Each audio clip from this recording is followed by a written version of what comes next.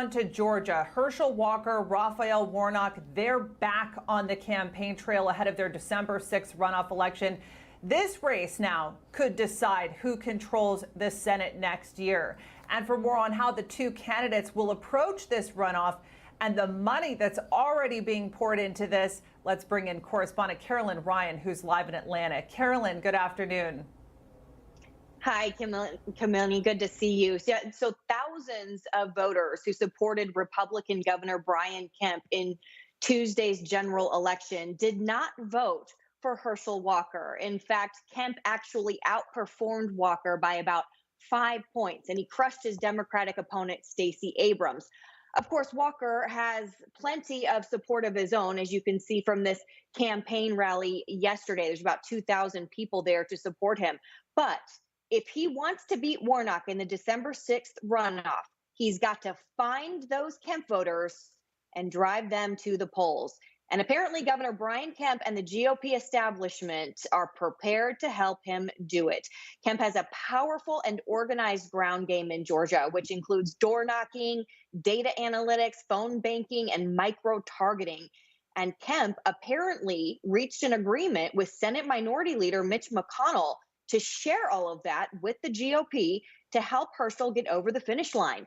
According to Politico, Mitch McConnell's super PAC Senate Leadership Fund will provide funding for this effort, which will be run by Kemp's senior advisors and staffed by more than 100 field workers. Meanwhile, incumbent Senator Raphael Warnock telling his supporters at a campaign rally yesterday in Atlanta, he's been here before and he knows how to win a runoff.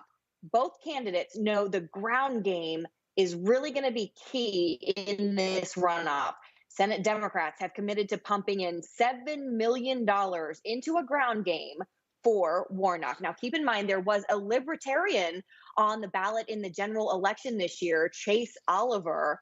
He actually garnered 2% of the vote on Tuesday. So had he not been on the ballot, we'd be in a very different situation right now. But he was. He got about 80,000 plus votes. And so both of these candidates, Walker and Warnock, will be aggressively trying to find those voters and get their support. They've got 4 weeks to do it. The runoff is scheduled for December 6th. That's the latest here in Atlanta. We'll send it back to you. Carolyn Ryan, we appreciate that update. Thank you so much. Joining us now for more on this is former Georgia Congressman Doug Collins. He was the ranking member of the House Judiciary Committee, and he's also the host of the Doug Collins podcast. Great to see you. As, of course, Carolyn Ryan was just reporting there, she said this is going to boil down to the ground game when it comes to the runoff. I assume that there's a different strategy for a runoff versus the actual midterm election, because they're going to really have to dig deep. Doug, who or what do you think is going to be the biggest determining factor in determining who wins this Georgia Senate seat? Well, Kevin, it's good to see you, but this is really basic. It's who shows up. I mean, and that's the key. Look, Warnock's comment that he knows how to win a runoff is just wrong. Okay, the reason he won the runoff is we had Republicans almost 15 to 20% drop off in 2020 from the 2021 runoff on January 5th of last year. And that gave him this win. I mean, it wasn't because he did anything great. They had their turnout, but Republicans just didn't show up. And I think that's the problem that we've got to overcome this time. Republicans have to show up. They have to vote. And that's going to be the key. And I'm glad to see Brian Kemp and his team coming on board to help with that. There had not been a lot of coordination beforehand, and it's good to see the governor coming on board. And of course, we are expecting the big announcement from former President Trump. How do you think that that's going to impact this race here, this runoff? I think it's probably already baked in. I mean, look, everybody's expected President Trump to announce that he was going to run again. I think it's a little earlier than most had expected, and especially in the middle of this race. If he brings out feelings for Herschel, then that'll help. If there's some feelings maybe against, then of course you have to figure that in. I think at the end of the day, that's probably been figured in to the mindset or the bottom line for voters in Georgia who knew this up front. And now it's just a matter of Herschel's team reaching out to anybody that they can to come out and vote and especially trying to figure out how to reach those, Republicans that were there that did not either vote in that Senate race or had voted for Brian Kemp. They need to come back in now and vote for Herschel Walker. Turnout's going to be critical there. Just going back to the point about the former president and then an announcement, conservative billionaire Rupert Murdoch's News Corp, they seem to be turning their back on Trump after the midterms. Here's what one New York Post opinion writer wrote today.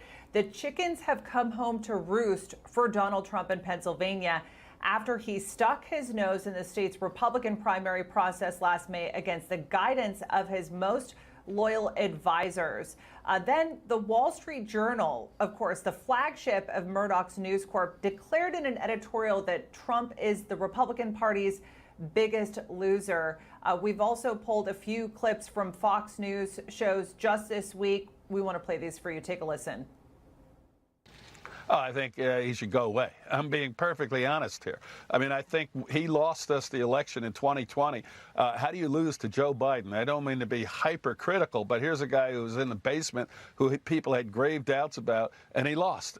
It looks like he's a three-time loser. He lost, in 2018, 2020. Now, a lot of the kind of mini-me Trump candidates that he endorsed also lost. I mean, this just seems like a very inopportune moment to say you're running for president. I appreciate the repositioning of the Republican Party, and I also appreciate the way that President Trump fought back against the media, fought back against Democrats.